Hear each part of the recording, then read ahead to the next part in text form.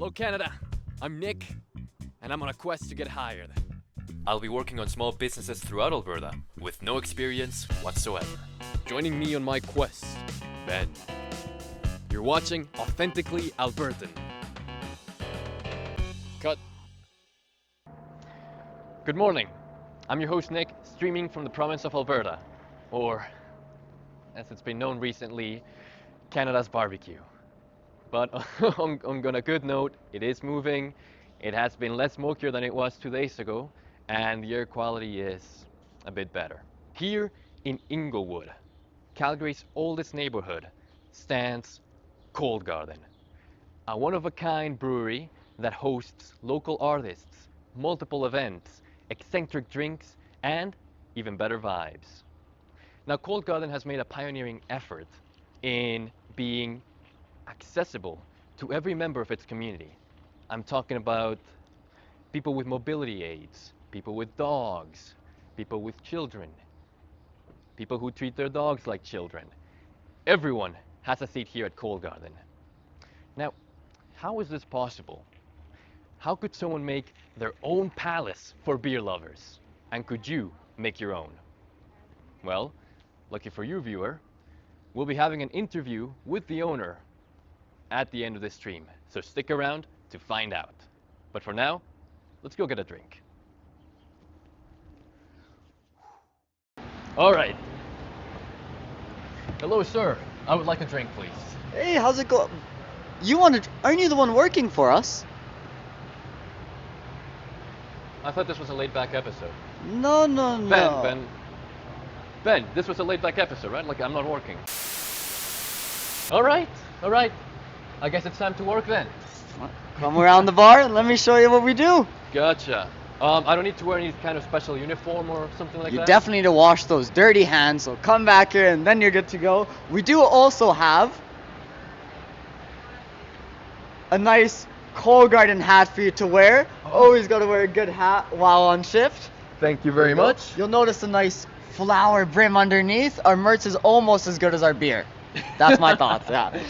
So at the top there, from 1 to 8, those are our mainstays. You can get those anytime here and at a lot of other great locations. And then down from 9 to 21, you have our seasonals, which are temporary beverages. Try it now or you might not get a chance to try it ever again.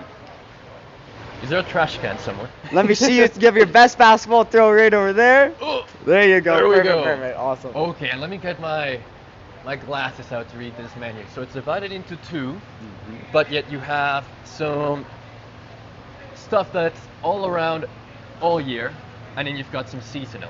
Exactly so, yes sir. And with those drinks, right now we have roughly 18 alcoholic beverages and 6 non-alcoholic beverages. So we try to make sure we have drinks for everybody. There are a lot of gluten-free, vegan options. We make sure that anyone who comes here can enjoy a nice bevy. Even the dogs? Even the dogs, of course. For them, we got water. Right beside the menu, you see our delicious beers, but how delicious are they? They're delicious enough to win awards. And so this O8 is our award wall.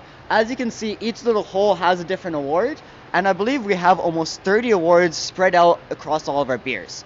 Now, our most awarded beer of all time is This Must Be the IPA, which won Best IPA in Canada in 2019, and we have the gold medal for it to prove it right there. What is an IPA? An IPA is an Indian Pale Ale. It's more of a bitter, more of a hoppy beer. The story with IPA is that when India was a colony of Britain and the UK, they would send beer to India, but send it with extra hops as a preservative, so that the soldiers and people in India from Britain were able to drink the beer that they liked in Britain. But when they left the colony and went back home, the beer that they were tasting there didn't have those extra hops and tasted different. So they decided, no, we want this extra hoppy, extra bitter, with as much hops as you can, making it an Indian Pale Ale. Gotcha. And these hops, they're what, ingredients that they're added to? Exactly, yeah. Hops is one of the 5 main ingredients in beer, and hops is what produces the IBU, which is the International Bitter Units, and the bitter part of the beer. And now could we get a bit of introduction about you? Definitely. What's your experience here at Cold Garden? Awesome, yeah. So my name's David. I've been here for roughly, nice to meet you. I've been here for roughly 3 years. I started as the first inaugural NOMI intern. So while I was getting my Bachelor of Business at University of Calgary, where both owners also went to school, they hired me on as an intern doing marketing, and they liked what I did, so they kept me on full time. Sometimes I do come back here behind the bar to get to know the beer, get to hang out with the staff, but I'm mainly doing the marketing like the social media, website, and merchandise. Well, that's how you know he's devoted, viewers. He introduced the business before he introduced himself. I'm all about the brand, you know it. The two owners, Dan and Blake, have been great mentors for me, as they are for all of our nomies. And the one thing that I love the most is I wasn't too into the beer world. They made sure I understand it, also allowing me to give my input on areas that I wasn't too smart in. Although I'm not a brewer, when I told them, hey, I think a banana beer would be cool, they listened to that idea. They're always down to listen to ideas when it comes to beers, beer flavors. Even if you're a bartender, if you do marketing, if you do accounting, no matter what, this is a team and ideas are here to be heard. Since I'm working here, do you have anything that you want me to serve? So you heard it. Tilt your glass so the foam doesn't build up. Exactly. Perfect. And Is that good? we typically like to film for the top, but for the experiment, that's perfect. That looks awesome. Perfect. So as you can see on them, they do have a 5-ounce line. We make Right. sure that we give people exactly what they pay for, or a little bit extra if you're feeling nice, but no less. Perfect. If So they that- tip well. Exactly. You said it, not me. And we've got another. Now that one, it seems that you didn't tilt the glass for the beer down the drain. But You have certainly about half the beer, half foam. half foam, half the beer. Just like my math score, 50%. We'll take it. We can move on.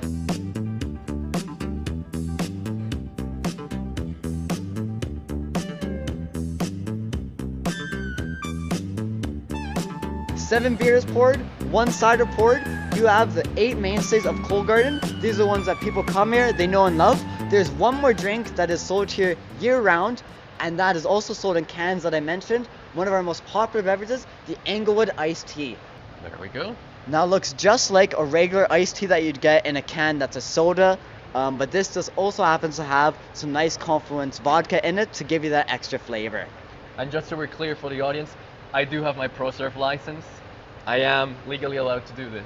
Great working with you. Thank you, David. Kill it in the back. Make sure you make those beers well. All right, and here we have Blake, the owner, one of the owners of Cold One Garden. of the owners of Cold Garden, yeah. And Blake will be giving us. Yeah, you want to check out the back? Yeah, I want to check out the back. Let's do it. This is kind of our organization board. So this shows you all the tanks on the left, what's in them, the date that they were brewed, and then any sort of additions that have happened to the tank. Basically, the entire brewery runs on this whiteboard, and if anything happened to it, we would completely burn to the ground. So it's very important that it stays safe and we have it on wheels. But let's get back to the exciting stuff. Nobody wants to look at a whiteboard. Yeah, so this is it. The Holy Land, the brew house, the production area, whatever you want to call it. Well, we have a pretty different brewing setup than a lot of the breweries around our size in the city, in that one, it's quite small. I think we're one of the smallest professional brew houses in the city at 5 barrels or 7 hectoliters. So each time we brew a batch of beer, that makes 700 liters of it. And then the other really unique thing about what we do is that it's a direct fire brew house. So most modern brew houses today are steam powered. So they'll have a jacket that surrounds them, and then there's a steam boiler somewhere in the brewery, and it pipes hot steam and fills the jacket, and that's how it heats up the liquids inside. Not us. Under the vessels over here, the one on the left and the one on the right, there's actually 2 big giant gas burners, kind of like the same thing you'd see, in your kitchen on your stove if you had a gas stove, or like a turkey fryer, or like a camping stove, just like that, but on a very big scale. From there, these are what we call our fermenters. So they have the ones that you can tell a fermenter from a conditioning or a bright tank, because the fermenters all have conical bottoms on them. So that's so that anything that you end up putting into the tank in with the beer will then settle out in the bottom, and you'll be able to kind of capture that stuff off. When it comes to the brew house, we have what's called a 2-vessel brew house, meaning that the tank in the middle there is the mash and lauter tun, and the tank on the left there is the boil kettle. So the tank on the right, it's also a vessel we call a hot liquor tank in the brewing world.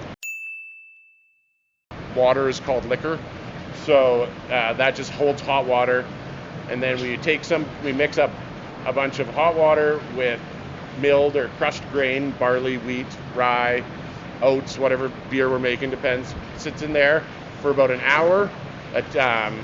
You hold it at different temperatures, and in that process, that's where all the starches that are in the barley, naturally present in malted barley, If you hold it between a certain range of temperatures, those starches will be converted into fermentable sugars. And then when you lauter it, that means when you're slowly draining liquid out of the bottom and then pumping it into the kettle. It sits in there, again, for anywhere from 45 minutes to 2 hours, depending on the type of beer you're making. And that's where you'll add the hops as well. So you boil it for 3 reasons. One, to sanitize the liquid, and then also there's like a caramelization that occurs. It kind of darkens the beer and gets some more flavors out of it. And then the last thing, to extract the acids, the alpha acids from the hops. So you put hops in there at different stages. If you want more bitterness, you'll put more at the beginning. If you want more hop flavor and aroma, you'll put more at the end. And so people that don't drink a lot of craft beer, don't know beer very well, they're like, oh, I don't like hops. Like, no, every beer has hops. Every beer has hops. So you do like hops. If you're drinking beer, you like hops.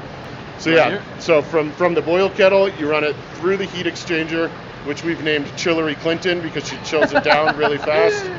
It runs through the heat exchanger and then into the fermenters, which are all cleaned and sanitized, ready for the beer. And then once it's in there, we'll put yeast into it as well. And then you leave it alone. You put it at the right temperature and you kind of let it do its thing. So it's now sat in these tanks for a couple of weeks. You know, it's the sugars are all gone. The yeast have converted it into beer. But all we have is just like warm, flat beer at that point. So from there, we cool it down, which is what these lines do. So that's another thing people notice when they come into Cold Garden right away, is all the pool noodles hanging from the roof. So those aren't just decorations. They have a very important purpose. All of these lines that are running to the tank are filled with glycol, so like a chilling solution. These pool noodles are here to insulate these lines. But when we were building the place, we were kind of like, we were doing it all on our own and we didn't have a lot of money, and we were like, oh man, this insulation costs a lot of money. We should just use pool noodles. And we looked it up and we're like, oh, it's half the price, so let's do it. It works. And then we'll push the beer out of there using CO2 head pressure. So we don't pump any of it, it all just gets pressure.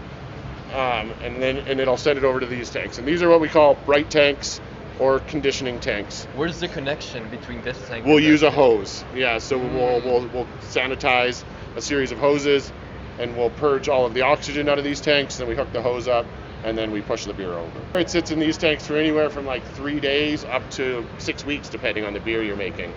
So if it's just a normal ale, it'll go in here for a couple of days, stay cool for a little bit, and we hook it up to this guy. It's called the Fizz Whiz. The Fizz Whiz? This is called the Fizz Whiz. It's a good Canadian company based out of the Maritimes that makes these machines. And you plug them all in, you hook a bunch of hoses up to your tank, put power to it, hook CO2 up to the machine, and then it'll just perfectly carbonate your beer every time in about 6 to 8 hours. Yeah, it's a fantastic machine, and most people have them now. It's one of my favorite things that we own in the brewery. Yeah. David had a wonderful allegory about how the different types of beer were sort of like the animal kingdom, and I was kind of explaining how we had the common ancestor now here, the regular beer that nobody wanted to drink. Yeah. And here's where it turns. You get the ale, you get the ciders. Yeah. You get all of that from this machinery right here. So this is what divides it. Yeah, this is the final. This is what produces the final product. Yeah. Gotcha. So this is where it kind of conditions. This is beer. This is where beer becomes beer that people want. Cold and carbonated and crisp. So we kind of just talked about the process. And I'll show you what the raw ingredients look like, and why it's so neat. Because we talk about all the mashing and the boiling and all that, but ultimately you're taking water, malt, hops, and yeast, and at the end of it you're producing a beer that looks like this. So we have water, like I said here. This is different barley, so you can see the different colors, and then you have everything from dark malts right here up to different kind of range in between. Everything in between here and here, it exists. I actually have 2 examples here for you. So this is kind of base malt right here, and you can try it, you can eat it, and you can taste the difference. So just try and take a couple grains. And you get a little bit of sweetness, you get that graininess, right? You can kind of start seeing how those flavors are going to translate into a beer. And then this is what's called chocolate malt. So looking forward to this one. Yeah. It might not taste like what you think it's going to. So that has a lot of coffee characteristics, actually, that roastedness, Yeah, cocoa. So, and so this is a very dark malt, almost as dark as it gets, and this is almost as light as it gets, and then, like I said, there's a million different in between there. This right here is hops. So this big jar here, and again, same situation, there's a endless variety of hop strains out there. So you can try that as well. I would say just take a very tiny taste of it because it's a super strong flavor. The texture is very... Yeah, so hops are interesting because they don't taste good when they're not in beer, right? I had to do that one to you. But let me bring you to the back. We got a brew day going on, like I said. So let me introduce you to the brewers, and then they can talk to you for a little bit. Perfect. I still feel the hop in the back of my throat. Tell me about the beer. Hello guys. So today we are brewing the Cake Face.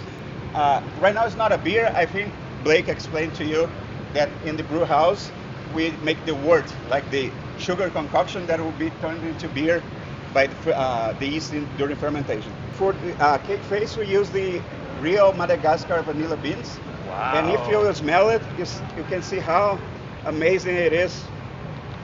The aroma of this is fantastic. See how fresh.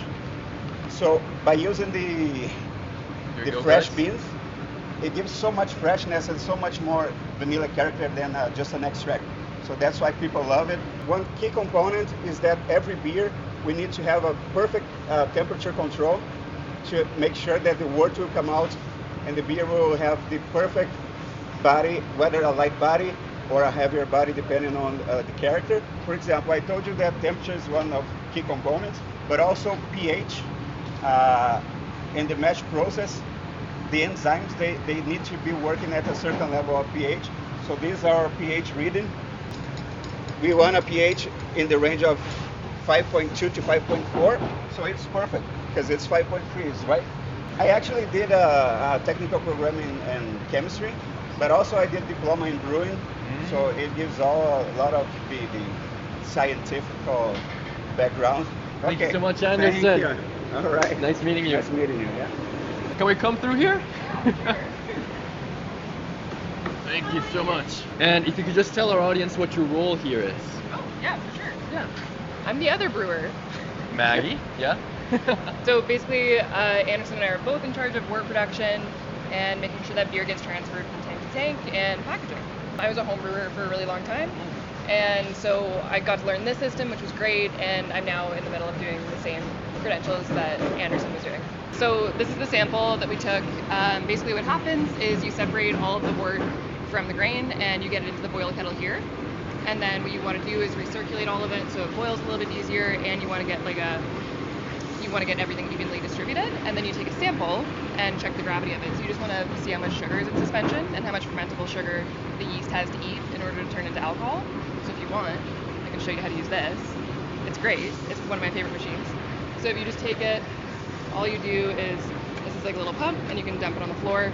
You put it into the sample and then suck it up. And if you do that about 5 times, it'll cycle through and you can get a gravity reading. And then you just let go of it and it'll suck it up. There we go. And then Okay. you just want to flip it onto the table, face down. Like that? Yep, just like this, just resting. And then sometimes it goes in a weird screen. Okay, so you can see the little reading here. We've got 1.0446. So if we look at our brew sheet, our estimated pre-boil gravity is 1.045, and we're a little bit above target, which is great. Are we allowed to show this to the audience? Now you're allowed to show it to the audience. Perfect, perfect. Yeah, with absolutely no malts and no hops. All right, all right. Yeah. The other thing that we need to do for the pre-boil sample is take a pH reading, which is this. Yeah. And I will warn you that I have broken this twice, and it's very expensive. Ooh. So you're gonna have a lot of fun, which is great. 0.31, which is great. You want somewhere between 5.2 and 5.4. Gotcha. Yeah. So we're all good. And then the next thing that we have, we can see that our kettle right now, this temperature over here, is at 196, and we boil at 206.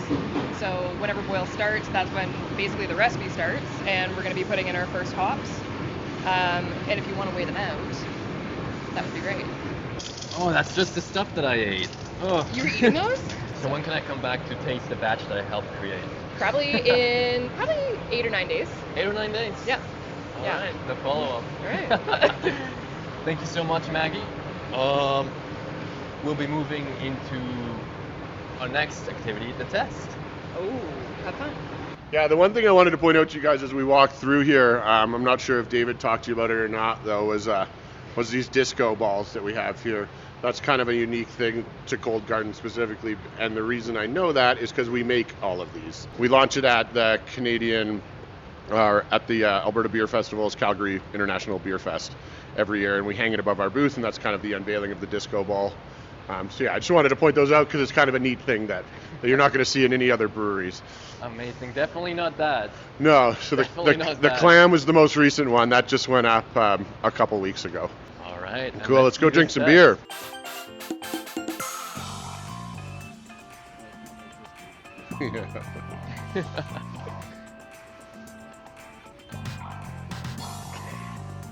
So come here.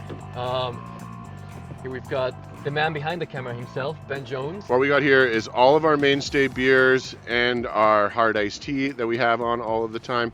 So what I'm going to do is I'm going to let you guys try them all, and I even have some buckets here for you if you don't want to swallow the beer. Perfect. And then I'll tell you a little bit about each of them, and then I'm going to give you a quiz at the end of it, and we're going to see who learned more on today's tour. On today's tour. The cameraman or the one that I saw all involved. We'll start with number 1 on our board. This is the red smashed in buffalo jump here. Yeah. So this is kind of like a classic Irish red ale. We won, I can't remember if it was bronze or silver, but we won an award for it this year. So it was one of the best reds in Alberta as per the judges.